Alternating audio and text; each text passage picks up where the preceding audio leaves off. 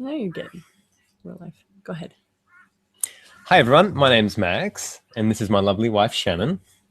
And welcome to this Google Hangout on how to make a relationship work with the tools of access consciousness, which is a telecall that we're doing that's upcoming very soon. So Max and I have been fortunate enough to have the tools of access to make our relationship work. And actually work better than we thought was possible previously. I know for me personally, I was married beforehand, and I had so many conclusions and so many ideas about what relationship should be and what was only possible to me with relationship. And ever since I began Access 4 years ago, oh my God, how things have shifted and how things have transformed in my life, and how I was actually capable of creating something different with relationship. And I mean, I was doing 10 years of all sorts of modalities, including relationship, men's and women's stuff, and was never able to access what is possible now. Thank goodness. Yeah. And, relationship. And so we're sort of, Max and I are sort of like pulling up our bootstraps in a sense and being willing to talk about this area with people, because relationship is not only is it the sex and relationship is one of the most sought after, thought about things on earth, but it's also one of the most difficult and most insane areas. And for both of us, that has absolutely been the case. And we really, both of us would testify that we wouldn't be where we are today if it wasn't for Access. No way, no how. Absolutely. And for Gary Douglas, the founder of Access, who has personally assisted us with things that have come up for us in our relationship a lot of times. And for me, the shifts and changes and the speed of those shifts and changes sort of have really blown my mind, actually. I haven't seen that available anywhere else. So today we'd like to, number one, talk about some of the tools that we've been given, that we've used, that have worked. And then also potentially talk about a different possibility with relationship, which is a whole other part. Because like Max was saying a minute ago, it's like what he was saying was that he had so many ideas and forms and structures, and he didn't say these words, but I'll add these words, so many projections and expectations. And I had so many projections and expectations and judgments and rejections and separations about what a relationship should be, what my idea of the right relationship should be for me, none of which really had to do with anything that actually worked. And so when we come to these relationships with these ideas or fantasies of what we want to be, or projections and expectations of the other person, then we're really not present, but we also prevent anything from working, because we are constantly in fantasy land destroying the possibility for creating with the energies that are actually available with the other person. And I'd love to go into, just at the beginning here, a little bit about what we mean by relationship that works. Because a lot of the times in this reality, when people speak about what works, it's about just having enough, just being good enough so it's not painful, so it's not a problem. And, that's good enough and that works. What we're actually talking about is a greater possibility with relationship. And for us, what works is actually when things are light, when things are easy, and when there's like a sense of possibility that's available, not just some sort of mundane, okay, we're getting along and this is good enough. So what works is actually something that's creative and ever expanding into possibilities. And now I think the first most important tool and distinction to make is that what works for Max and I, for example, is going to be different than what works for everybody else. I can pretty much guarantee you that what works for you is going to be different than what works for us. And what's going to work for the next person is going to be completely different that works for you. So the first question is what works for you in a relationship? What actually works for you? And the tools and processes, and we're going to talk about a few in this half-an-hour Google Hangout, and we're going to talk about a whole bunch more on the telecalls, obviously, are designed to really bring out in you what works for you. Yeah, so it's all about empowering you to know what you know and to discover what works for you. Just as we have discovered, through our relationship and through using the tools, what it is that actually works for us. And that's individually different as well. Like what works for Shannon in certain ways is different than what actually works for me.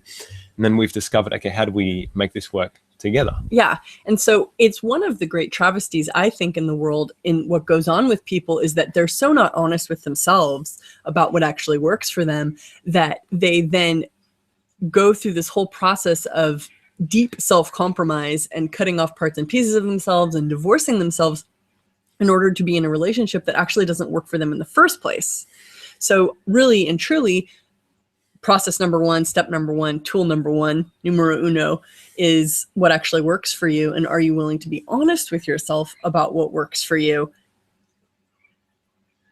What's it going to take? And everything that doesn't allow you to perceive, know, be, and receive, and claim, own, and acknowledge more of what works for you, no matter what it looks like, no matter what it takes, and no matter what you think you're going to lose or change, will you destroy and uncreate all this? Right and wrong, good and bad, pod and pock, all nine shorts, boys and beyonds. That bump was me on the microphone. So that process, the right, wrong, good, bad, all nine, pod, pock, shorts, boys and beyonds, those of you guys that are watching this that might not be familiar with that, that's the access clearing statement. And that's the magic phrase that we use to clear and change the energies and the stuff that limits us from having access to greater awareness. And that's one of the primary tools of access and one of the ones that is the greatest companion for changing stuff. Is there anything in your relationships that you'd like to change? So it's like a vacuum cleaner, essentially. Like when Shannon asked the question, you'll notice that an energy comes up. And as we discuss different things about a relationship, an energy comes up. And when we use the clearing statement, it essentially moves that out of the way so we can look at what else is possible and what's really going on here, what's really going to work here. So we're not going to spend a lot of time today discussing or teaching the clearing statement because that's literally a whole other class. And if you do desire to know what the clearing statement means and how it works, you can go to theclearingstatement.com. And that's a website that's dedicated completely to it. It's a whole bunch of information that you do better to go to that website and study it. Or just use the clearing statement, even if you don't know how it works and what it means, because it'll still work. So back to what works for you. And what's the first tool that we're going to give people? Well, the first tool was actually looking at what works for you. Okay, the second tool. What's the second tool? Well, second tool. Well, what would you like to give as the second tool? Well, for me, something that's been super effective, not just in relationship, but every area, and has been the tool of interesting point of view. And a lot of people that have already started dabbling in some access will know this tool or have heard of this tool. So let's expand on it a little bit more here. Basically, whenever you recognize there's a point of view that comes up, whether it's yours or whether it's somebody else's, you might be talking to someone and you notice this thing come up and it's like, it sort of feels a bit weird and a little bit funky. You can say, okay, it's an interesting point of view that this person has this point of view. Or if you notice it in your own universe, you can go, it's an interesting point of view. I have this point of view. And what this creates is it takes the charge and it takes the energy of a fixed point of view, something that creates a limitation. Yeah. How many times? And let's just maybe talk about like relationships between boyfriends, girlfriends, husbands, and wives, because relationship we understand is a huge topic. I mean, we have relationships with our parents, our families, our kids, our coworkers, and so on. So relationship is a huge topic. And I think for the organization of the time that we have on this Google Hangout, we should potentially tailor it to talking about love relationships or boyfriend, girlfriend, husband, wife, or boyfriend, girlfriend relationships. What people would call intimate relationships or sexy time relationships. How much real intimacy is there in what people call intimate relationships? Exactly. This reality calls it intimate relationship, and the amount of intimacy is really like very minimal compared to, I think, what we know is possible, and really what we're shooting for. So with the interesting point of view in a sexy time relationship or a husband-wife, husband-husband, wife-wife, girlfriend-girlfriend, boyfriend-boyfriend, you know what I mean, relationship.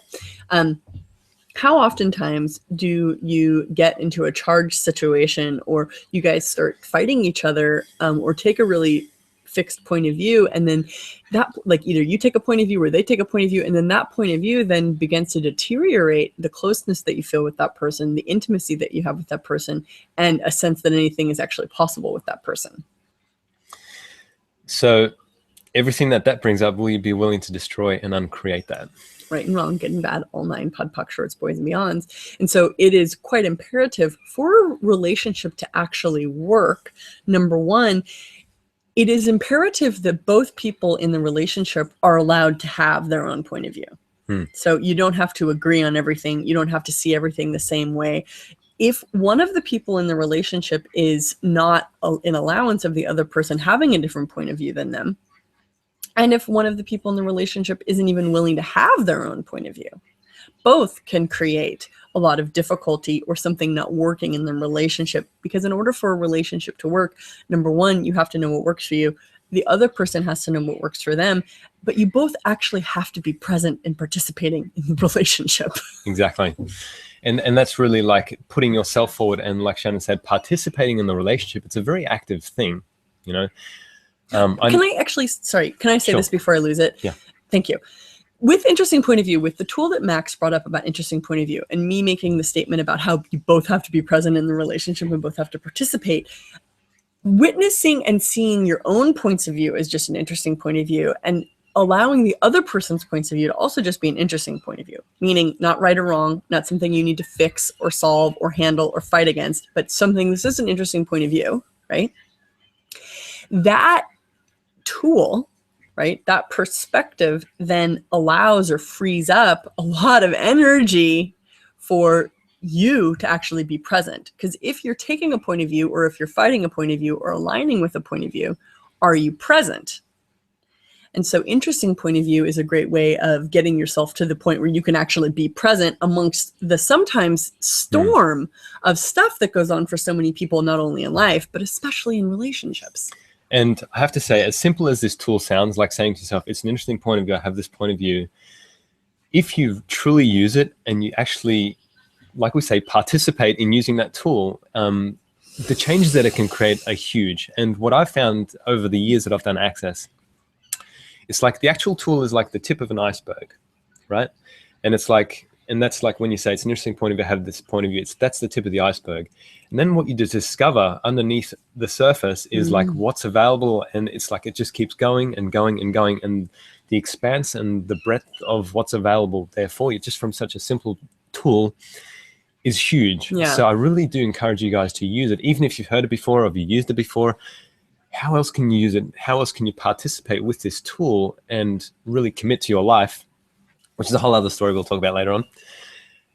Commit to having something greater in your life by using this tool, and then what that can create. Well, that brings, I think, a really interesting point too, is with all the tools that we've had and that, you know, there are in Access and that we'll share with you guys here today, and also the tools that we're going to be talking about and using and facilitating in the telecall, you actually have to use the tools. You can't just theorize about them and think, oh, that's nice, and then get lost in your crazy place. You actually have to use the tools. Yeah, and really, and like I said, really commit to that tool, because you can sort of like, you can say the words and then like be completely somewhere else and be uncommitted to creating a change in your own life. Like, I mean, how many people love trauma and drama, basically? You know, this is one of the things that really stops you from having any change. So all the trauma and drama that you use in your life and that you're committed to as a way of entertaining yourself or distracting yourself and never changing to truly something that works for you, will you be willing to destroy and uncreate all of that? Right and wrong, good and bad, all nine, pud, puck, shorts, boys, mans. But girls, if you like being dramatic, you don't have to give it up. You just have to enjoy it more. And guys, if you really like being dramatic and withdrawing and making it all about being the strong one on the outside, would you be willing to destroy and uncreate all of that? Right and wrong, good and bad, pod and puck, all nine, shorts, boys and beyonds. That's something that I do, and I know a lot of other men do as well. It's more of a process of withdrawal as opposed to the external trauma and drama that maybe women tend to more so. So first tool was what actually works for you in relationship. Now, we could literally talk for probably 18 years on that first tool, because that's a huge question, really. And it's a huge question that applies to so many people's lives, let alone relationships. And it is a process of discovery, quite frankly, that can be a life's journey. And so discovering what works for you, number one. Interesting point of view is a assist tool in a relationship to make it so you don't destroy everything with your points of view or by resisting other people's points of view. Interesting point of view is the ability to allow things to be as they are without having to fix them, handle them, change them. And it doesn't mean that changing and handling things isn't appropriate. It just means that you're able to address and handle things from less of a reactive place. And even speaking from like in a very short-term perspective, like when I use that tool, what that creates for me is more space. So if we're, for example, in a heated argument and we have a different point of view, or there's something Babe, don't tell them we have heated arguments. We're perfect, aren't we? Isn't that why we're doing a relationship class? Yeah, because we totally have it, because we're so super perfect. We have it down. Not really, not at all. Not at all. In fact, you're crazy for listening to us. Don't believe anything we say. Don't believe anything we say. Just use the tools that we give you and then find out what actually works for you. you. There you go. There you go. That's the real truth of the situation. What was I saying? I don't know. Oh, heated argument. When we have a heated argument. When we have a heated argument, so what, like using the tool of an interesting point of view, what that creates for me is space, right? Because when I make anything real or true that either Shannon's saying or that I really believe in or I think is right, there's a whole lot of contraction, there's a whole lot of limitation, and there is fuck all room for change, basically, and for creating something together and creating something different. So basically, when I use the tool of interesting point of view, that creates more space. Okay, it's an interesting point of view. I have this point of view. It's an interesting point of view. She has this point of view, and it's like suddenly there's more space available, and usually I'll start laughing. And that's really a good sign that something different is available there. So that's actually an interesting, this actually brings me to another awareness. For me, something that I came to, what was my whole priority with relationship, is that relationship for me has to always be creating more consciousness. And that's what works for me. And that's something that I was not necessarily always aware of or cognitive of in my universe. And it was really helpful for me when I recognized that, because then I had greater access to, or had a lot more ease, always heading towards what created more consciousness. Now, what has created more consciousness has not always been pleasant or easy. The road to consciousness is usually not a comfortable one, but it is the one I have chosen. And coming into this relationship, it was interesting because I didn't even really realize in the beginning that I just assumed that, of course, Max and I must have the same trajectory. Of course, we're going to have the same point of view about what we want in a relationship. Doesn't everybody agree with me?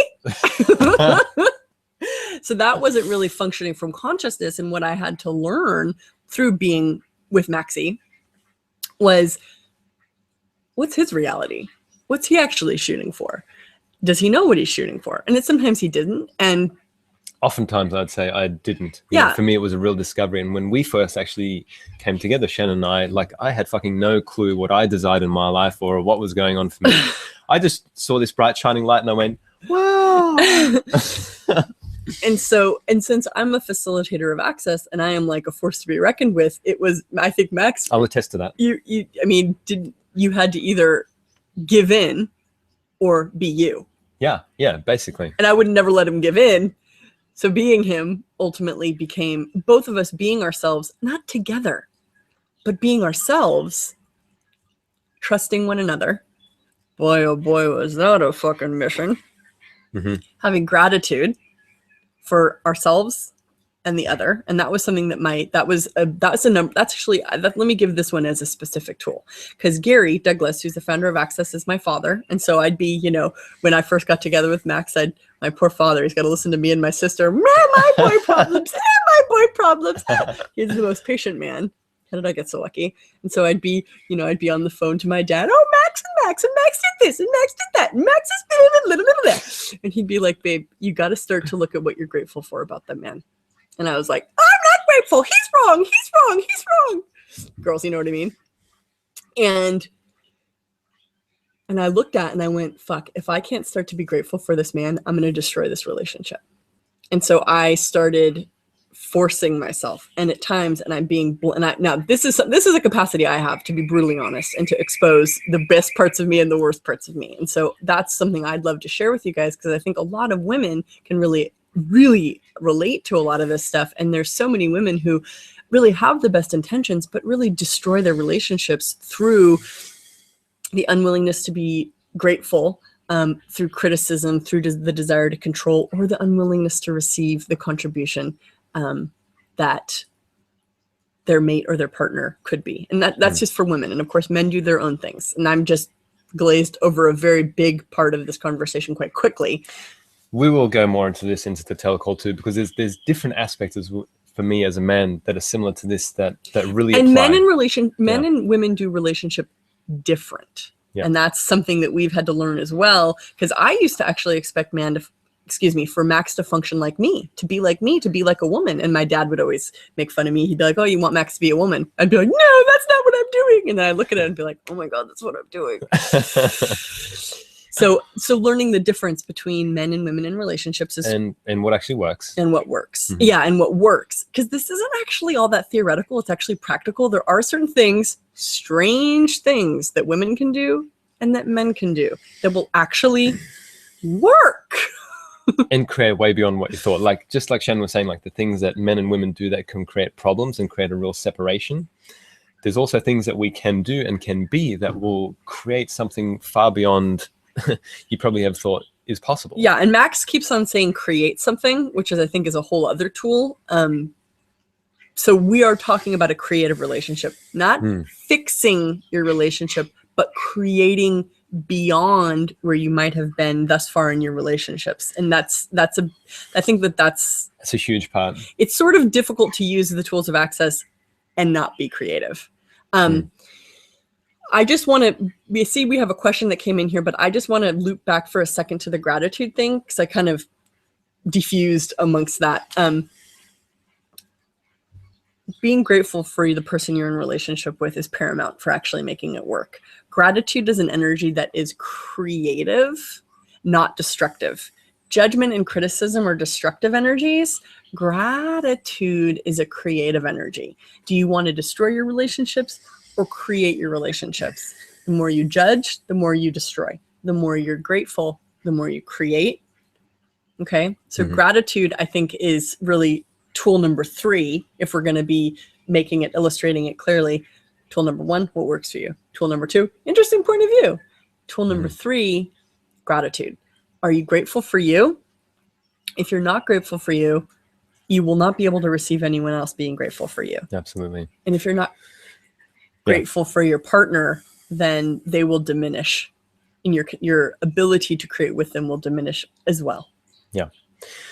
Something I wanted to add about gratitude is it's not about accepting what the other person is doing or being or anything like that. It's actually receiving. It's about receiving and receiving everything about the person, and particularly the stuff that really contributes to you. That's interesting. Can we use that as a segue actually to this question? Yeah. Do you want to read this question from Ellen here? We have a question from Ellen. What would it take to not make being misunderstood so significant with people? What do you think she means? What I get is that Ellen is feeling misunderstood or making herself feel misunderstood. Yeah, that's what I think she means too. And that's a significant thing when she's, in relationship with other people, possibly not just intimate partners, but she feels misunderstood. Okay, cool. And that's something that really creates a bit of an upset in her world. Okay. So our second tool, I think, is really pertinent in this, because what it does is the way it creates more space in the universe is it takes the significance out of it. So when you do interesting point of view, it sort of makes your brain go to mush a little, and all of everywhere where you're fixed in feeling misunderstood. Can I ask you something? Yeah. Have you ever felt misunderstood by me? I have, actually, yes. Okay, cool. So what have you done in those circumstances? And then I'll tell you what I've done in those circumstances as well, because I think we can both relate to the feeling misunderstood thing. Cool. So let me add another tool here that has been really profound for me to use with interesting point of view. So it's about lowering my barriers. And I think you can use this in anything, like whoever you have to do with. I use it with my kids as well. If I'm noticing myself, resisting something, some sort of awareness, is to lower my barriers and really be present. So when you feel misunderstood, it's like, okay, it's an interesting point of view. You have this point of view, and then really lower your barriers, force them down, push them down. It's like these energetic barriers that we have up to try and protect ourselves, quote unquote, which is the fucking biggest insanity I think we've ever bought. That this is actually going to something that's going to protect ourselves. When you push these down and you allow yourself to be vulnerable, then you can go, okay, what actually is this? You can actually be in question and see what else is actually going on here. Cool. So, okay, awesome. So when you push your barriers down and you actually look at what's going on, because are you actually being misunderstood, or is there something else going on. Or is even like that thing of being misunderstood, is that a barrier to being aware, being truly aware of what you're capable of, what you could actually receive that you haven't been willing to receive before? Yeah. Because people don't really misunderstand, but they do listen through their filters and through their judgments. And so, okay, so you have to look at, okay, so when I'm being misunderstood, they're misunderstanding me. You have to look at what Maxie just said was, do you use I'm being misunderstood as a barrier to defend yourself against something? Or are people really misunderstanding you, or are they actually deliberately twisting what you're saying? Or are they deliberately not receiving what you're saying or conveying, because then something would have to change? Or are they incapable of actually receiving you because of their own judgments and stuff? Yeah. And everything this brings up, let's destroy and uncreate it. Right and wrong, good and bad, pod and puck, all nine shorts, boys and beyonds. Because I'm sure, Helen, you're not the only one who has this going on. Yeah. And so being misunderstood is probably less of the issue. Someone's unwillingness to receive you, or you being defensive, so you not receiving, is probably more the issue. So next time that comes up, check it out for yourself. Like, which one of those is relevant, or is it something else? I know for me, and I'm going to say this, and now I had said to Max that I only wanted to do a half hour on this today, but we're nearly at half an hour, and I feel like we're just starting to get into the good stuff, and Max wanted to do an hour, so I think he might have known something. So we'll stick with this. For those of you guys that want to stay with us, we'll keep going with this for maybe the full hour. Okay. Yeah, cool. So for me, and I want to state this about the misunderstanding thing, because this was sort of huge for me.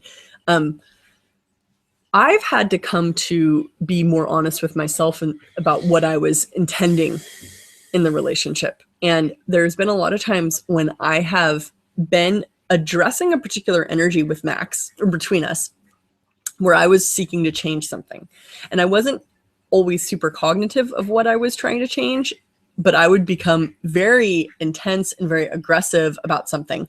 And Max would barrier, and I'd go, okay, I must be wrong, or, oh, he's fighting me, or, oh, right. So all that stuff, and destroy and uncreate it all. Right and wrong, good and bad, pod and puck, all nine shorts, boys and beyonds. And then I'd sit back, right? I'd push down my barriers. Okay, interesting point. I'd like interesting point of view myself. Okay, so like, what am I fighting for here? Like, what am I aiming for? And I'd look at it. And sometimes I would be just fighting to make him wrong. Literally, just to make him wrong, because he's a man, so he's wrong.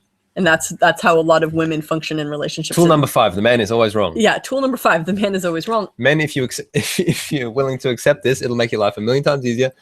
Women, if you're willing to accept this, it'll make your life a million times easier. And we're sort of saying it like as a joke and a little bit bittersweet. And it's something that my dad has joked around about in classes for years, about the man being wrong. And I just used to disregard him when he would say it. But then as I started to get together with Max and I started to be more honest with myself, I started noticing how much I was intending for Max to be wrong. And the thing that's really amazing about Max is he would just be like, I know, babe, I'm wrong. He would know that he needed to go into the This was after a while. This is after I went, Gary, why are the men always wrong? I'm not always wrong. But then I would, be willing to be wrong, be willing to be wrong, be willing to be wrong without actually believing that I'm wrong, but be willing to be wrong, and it would create so much more ease. Right. So I had to be honest with myself. Am I actually intending to make him wrong? And then I'd have to be really honest with myself. Fuck yeah, I'm just actually trying to make him wrong. And then I would look at that and I'd be like, why am I trying to make this man who I care for so much, who has been there for me in dynamic ways, why am I making this person wrong? Okay. Everywhere I learned this behavior, everywhere that this is, whatever this is, I'll destroy and uncreate it. And so processing so I was not misunderstanding my intention, right? And then I'd also have to look at if I actually had an intention to change something, and where Max was using resistance or unwillingness to prevent that. And I could have easily gone into he's not understanding me, but instead I went into, wow, you know what? This is a big change. This is an area where he hasn't been willing to be conscious. This is an area where I know we can go. Let's use the tools, ask questions. And it was a lot about asking questions to create more awareness, because I am an extremely aggressive person in that I'm just aggressive by my basic nature, not in a bad way, but I am extremely aggressive in life. I go for things fucking full bent, full tilt. Can I add to that briefly? Because Shannon is aggressive she fights for consciousness, right? There's this other thing that she was talking about, how like at times she notices how she seeks to make me wrong. I just want to add that this is actually like, especially now, it's like it's really the minority of the time. She is what I have recognized about Shannon, and I'd say there's a lot of women actually out there, and that's why I'm mentioning this, is that you'll probably find, and what I found with Shannon is that she is a canary in a coal mine, so to speak, right? So what coal miners used to do is they used to take this canary down there. So when noxious gases came out of the ground, the canary would die way before it would affect them, right? So Shannon tends to be aware of things way before like I would be aware of things. So she would be like she said, she wouldn't be cognitive about it. She'd be up in arms about something. And what I would recognize is, okay, this is not a problem. Okay, I'd be like, honey, what are you aware of here? Okay, so sometimes she'd be making me wrong, and that's okay. And a lot of the other times she would be aware of something way before I would be aware of something. So this is something I think you really need to recognize. And there's two of these things that are playing a lot of the time. And so when I was aware of stuff that I wasn't even cognitive that I was aware of, but I was still acting out, and that's a very feminine or female thing to like be acting out a lot of stuff and not really know what the fuck's going on. But you're like being a bitch over here, crying over here, laughing over here, being a bitch over here, crying over here, laughing over, being all over the place and not really having a lot of awareness about what's going on. Through Max asking me, what are you aware of? And by me being very aggressive about getting clear for myself, because I could have in the past felt very misunderstood. Mm-hmm. And misunderstood isn't actually what's going on. It's more of a level of awareness and a receiving or a lack of receiving by you or another person. That you haven't been willing to have. Yeah. So what is it that you're aware of that you've been intending to facilitate all your life that's never actually been received? Yeah. And everything that this is, let's destroy and uncreate it, please. Right and wrong, good and bad, pod and pock, all night, shorts, boys and beyonds. Well, we're touching on some really big stuff here. I think that. Well, here's a question for you. Can Max talk a bit about men in relationship? That's a very broad question. So if you can be more specific, Patty, that would be awesome. About what you're looking for. Go ahead, babe. Well, I think we have been talking about that, and the thing that I brought up beforehand. Okay. So what we just were talking about. Let me expand about the men's side of things. You know, it's like. For me, it's like... And then I have a question for you. Cool. Awesome. Because the energy that Shannon expresses when she's aware of something, which is not a cognitive thing, and she can't cognitize, she can't linearize. Well, at the time. I can now because I'm more practiced at it. Cool. But let's say at the time, okay, when you have stuff that like comes up and you express the energy of that. Sure. As a man, something that is really helpful is to, interesting point of view. I have this point of view when you think there's a problem or there's something wrong, you need to fix something. Okay, it's an interesting point. I have this point of view. Well, hold on. Can I help clarify? Sure, definitely. So that thing where to fix something, that's a very, very male point of view. Men want to fix. Yeah, which can be really helpful at times, right? But also be in the question about what actually is, what are you actually aware of? What is she actually aware of? What are you both aware of that you could access that would actually change everything without having to decide that there's a problem and then try and fix that? Well, isn't it the age-old analogy too? It's like a woman will be saying like, oh, this, oh, that, complain. And then the man goes to try and fix it and she gets angry with him because she doesn't want it to be fixed. She just wants to talk about it. And that's the difference between men and women. To get to the awareness that it's actually there. So men desire to fix. Now, something that Gary has said for years that I didn't get initially, but I have learned very much for myself, was that men do relationship to get sex and that women do sex to get relationships. Yep. And I used to think that was shit, but now I know it's true. So the question I was going to ask for you, so as a man, okay, because I know that I use sex to get Max to be more committed in the relationship. Like, I'm really honest with myself about that. And I was also really honest with myself that if I wasn't sexually open with him, that number one, we would never be able to go to the depths or create what we're capable of creating. And so with sex, I use that to invite him into something greater with me. And I was very conscious of that.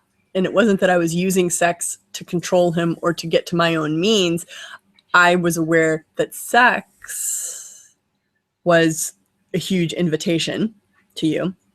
And so now that we have a relationship, and I use the sex to get the relationship, and now that you get more sex because we're in a relationship. So what else is there for you? Like, I know that you have the relationship to have sex. Mm-hmm. Like, that's something that's true for you. Like, what else is true for you in relationship? Like, how come you've chosen relationship? Or what has been your perspective with relationship? Not only for you, but like, what have you seen with men? Sure. So for me, that's something that has developed a lot. Like, what do I desire in relationship, you know, beyond sex? And that is something that continually develops as well. So let me add in here quickly too, like, it's probably important for men to acknowledge the impact that vaginas have on their lives. You know, like I said earlier, how like when I first saw Shannon and then started spending some time with her, sort of like I was really drawn to the light. Spending some time with my vagina. Well, it's more than that. It's like, it's the radiance. It's the feminine radiance. Let me use the word feminine. You know, I know there's a lot of connotations, so let's destroy it and create all of that. Right, wrong, good and bad, pot and puck, all nine shorts, boys and beyonds. We will expand way more on that in the telecalls too, you know, like to actually use these terms in a way that creates possibilities as opposed to conclusions and shit. So there's this feminine radiance that Shannon has. And yes, you know, the vagina is a big part of that as well. Won't negate that. But that is so attractive to me as a man. Pardon me. So men, please realize like the effect and the capacity. Okay, men, realize the effect that has on you is that radiance, and that sort of like what you would essentially like to dive into and get lost in is that vitality, that radiance, that glow, and that the vagina, the golden vagina. Let's from here on call it the golden vagina. And for women, recognize what you're actually capable of creating with that energy. It is fucking immense. There's I think there's a little bit coming up for him around this. There's a little bit, well, there's something that's really, I mean, facilitate it. Yeah, let's facilitate this. There's another practitioner, David Data, that I used to do a lot of stuff with, read a lot of his stuff and listened to a lot of his stuff. My man voice is coming out here, who said that the feminine radiance in the world is what basically controls everything, or is the greatest power on earth. And I think that's not to be taken lightly, because everything that men have quote unquote perpetrated in the world, all the wars, all the financial, you know, power over and all that sort of stuff, is really to get more feminine, is to access or control more of that feminine radiance, to get more vaginas, to get more of the golden vagina. I mean, wars have been started over this. So many things have been, I mean, men have created empires because of vaginas, basically. For vaginas. For vaginas. Just literally. For vaginas. And in the telecall, I'd like to go beyond what the vaginas are, even though that's a huge part of it. But please do recognize the force that this is. I think Max is trying to deny how controlled he is by vaginas. This one specifically. And so it is very relevant to recognize that men are almost foolish when it comes to vaginas. And I'm saying foolish in a way of, I'm trying to gentle it, because men can lose themselves in vaginas, but it's not like women don't lose themselves too. Both people give themselves up. But the conscious form of this would be recognizing that vaginas are the greatest power on earth. Yeah. And as a man, men are usually very attracted to, and even gay men are attracted to the feminine in the universe. So it's not just about vaginas, but it's then taking it a step into the energy. And okay. So yeah, so for men to recognize, okay. Yeah, it's I've good. I've said that. For me, like I've it's been it's been a very patriarchal paradigm. You know, my father has been very much about controlling women, you know, and he uses money to do that. He uses money to do that, basically. For me, there's a very different age coming about where it's like there's a power that's in women and the feminine energy in the world that is beyond any sort of linear and logical and sort of the masculine side of thinking and being, right? Which is very much about direction, going from A to B. The feminine force in the world is huge. And I recognize this in Shannon a lot. And what David Data says too is like a woman will fucking out emotionalize and out energize a man at the drop of a hat. And people that have done classes with Shannon, you would have noticed this. She is a powerhouse. And thank goodness she uses her powerhouseness, you know, to create for a greater consciousness in the world, you know, because it could be used very destructively as well. Yeah. And so women, you have to be very clear on what your direction is or what it is that you're aiming to create in life, because you have a lot of power and a lot of ability, and most women have no fucking clue what they're shooting for and drag people into all sorts of fucking messes. Yeah. And they do. And that is, it's a cruelty to everybody. And women have the capacity to create the future and actually lead into a conscious world. And I think something that's really important that Max said a few minutes ago was, how'd you put it? Shoot, we're coming into a time now. We really are evolving into a new time where the gender roles or gender relationships are changing. Men aren't the same as they used to be. Women aren't the same as they used to be. The world is changing. The women can now travel the world without a man, whereas 100 years ago, that wasn't actually possible. So there's 50 years ago, not even, in a lot of cultures, and in a lot of cultures now even, that's frowned upon. Some cultures. And so we are coming into a new age. We're coming into a new age, sorry for the pun, of the gender roles being quite different. So if we start, and Gary says a lot that men have really lost their place in the world because women won't allow men to be men and women won't really be women. So there's that perspective, which we're going to talk a lot about, because it's actually, in truth, Max is who taught me how to be. My father and Max are actually who taught me how to be a woman, interestingly enough. More of herself. More of myself. And if we're all infinite beings, what are we choosing and what are we creating? Relationship, something that another perspective or tool or point of view that we'll share with you guys is that relationship should be for actually making your life better. If the other person doesn't assist you in gaining greater depth of your own being, if you can't have more of you, or if the other person doesn't make your life easier, then that's not a relationship that actually adds to your life. Relationship is for creating more. Yeah. And let me give you a specific example about that, because my previous wife was basically the perfect picture according to my family's points of views, right? She fit the picture perfectly, and we never could create true intimacy, and I could never create in that relationship what I truly desired.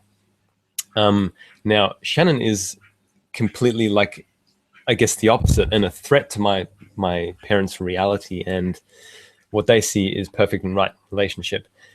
And at the beginning of our relationship, I used to think, wow, you know, am I in the wrong relationship with Shannon because it didn't fit the picture, right?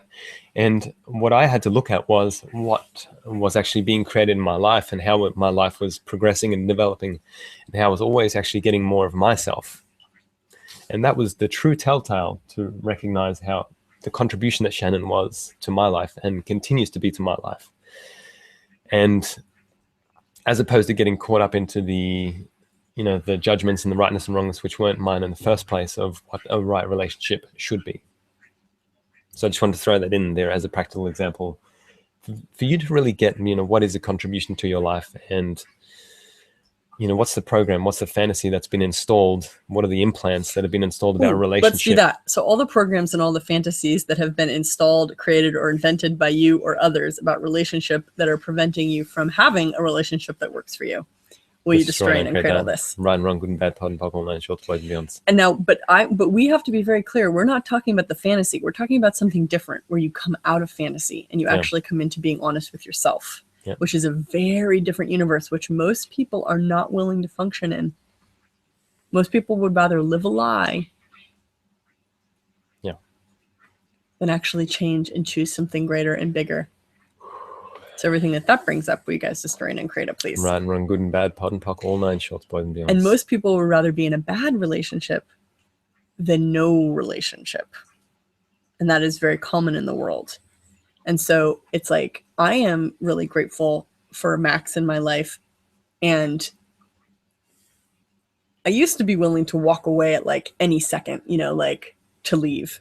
And that was my way of, I thought that was the way that I would keep myself and have choice. But what I realized was that was actually my way of not really committing to the relationship. And so I'm grateful for Max in my life. Max is not the source of my life, and I will never let him make me the source of his life. Or anyone for that matter. And we will stay together as long as it's fun, as long as it's working.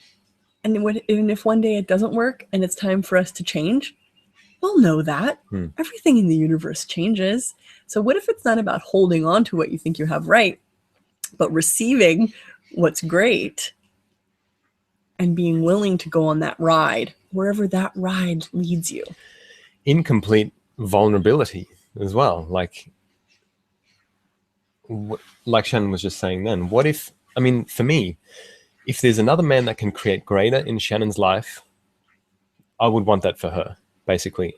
And she's also said, if there's another woman that's going to, you know, be better than her in my life and create more in my life, I want to be friends with that bitch because she must be amazing.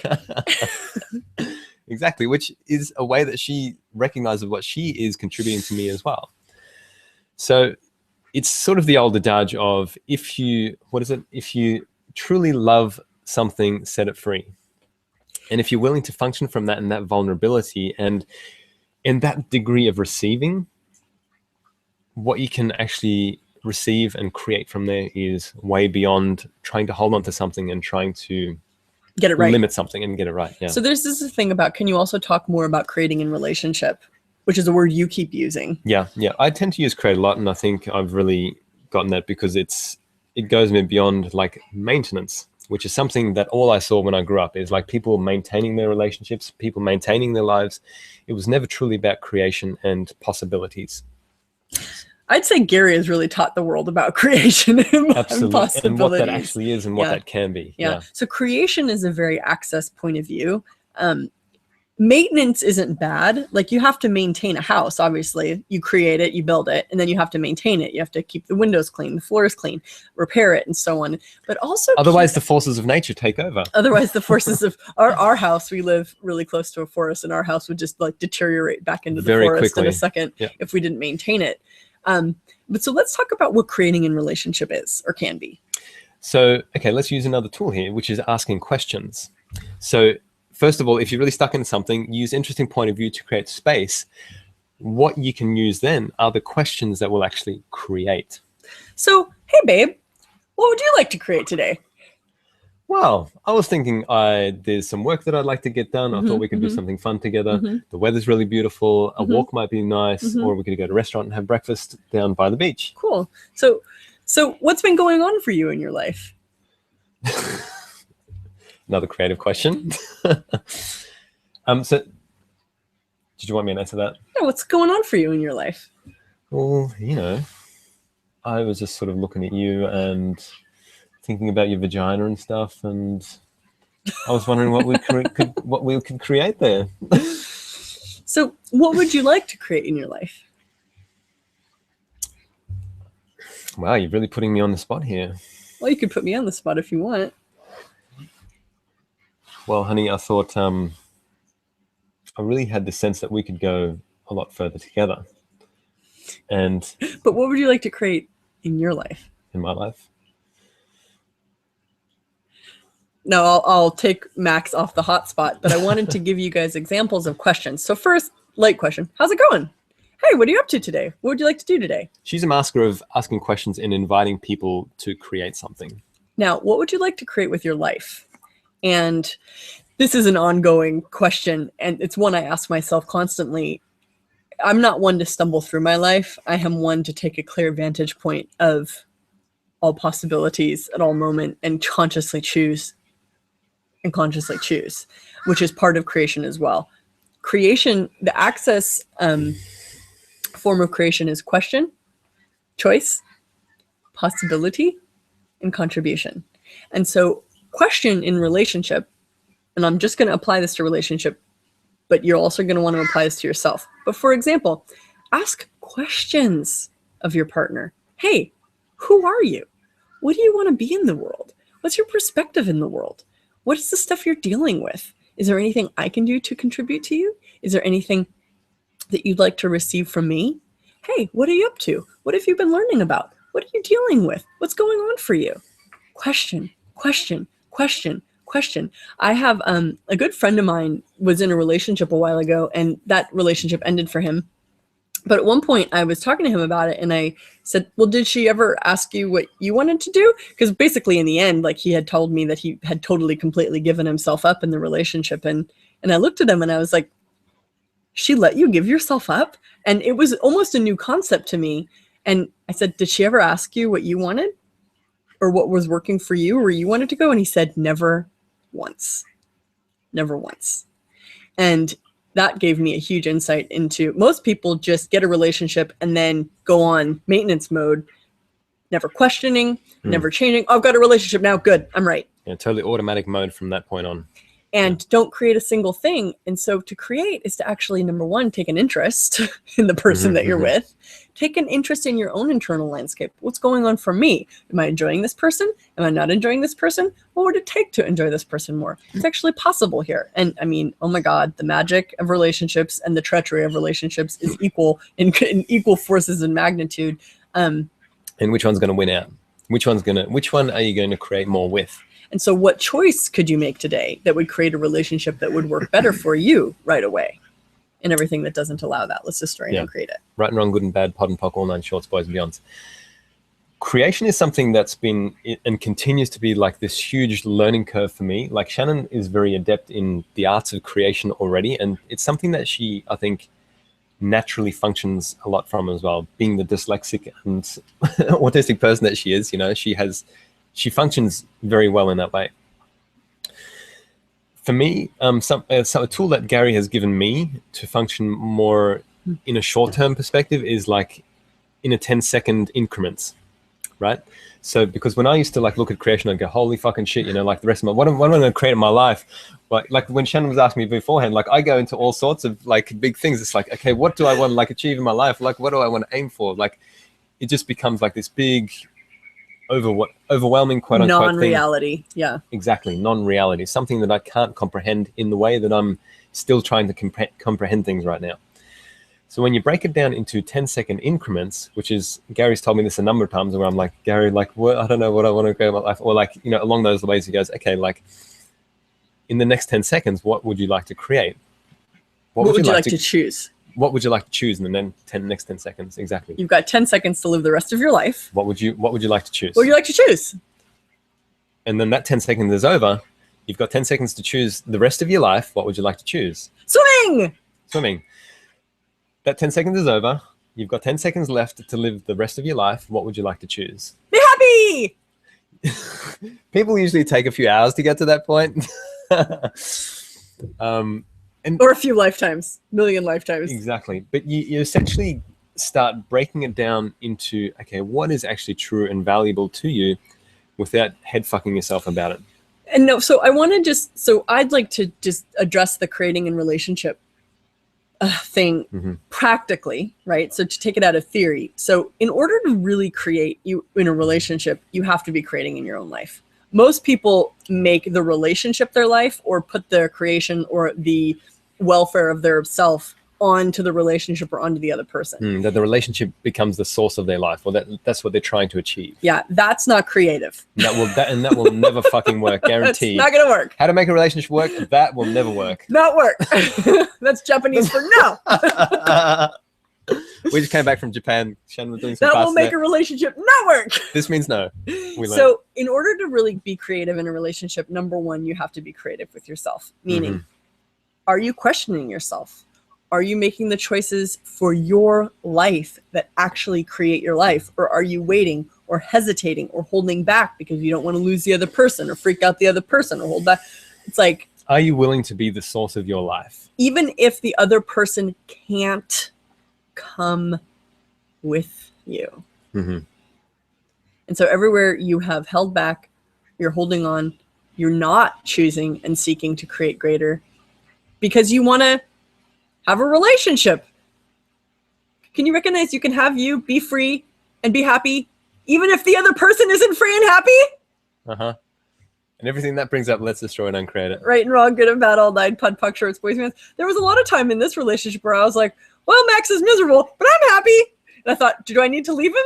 Nah, I'll just laugh at him. And so I did, and things change. And the thing that was really a priority for me in the creation is I looked at, okay, so is this going to work? And I looked at, is this man actually willing and interested in changing to the degree that I am in life?